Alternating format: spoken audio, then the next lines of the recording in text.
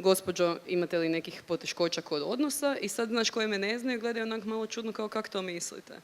Pa jel ima nekih poteškoća? Pa nema. Znači, nema bolova nikakvih, a bolova ima normalno. Znaš, pa kako je to normalno? To nije normalno. Ali ona do tad nikad nije osvijestila da je to možda nešto što bi se moglo popraviti.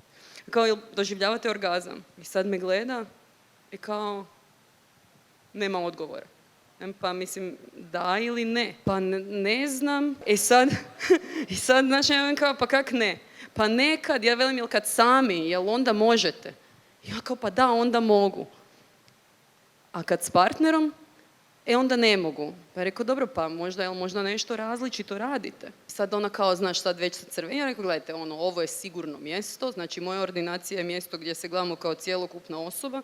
Svaka vaša stvar u životu je meni važna, zato što ja liječim žene, a ne njihove maternice. Znači, ajmo sad reći šta nam je tu, to je jako važno, jel doživljavaš ili ne doživljavaš orgazam.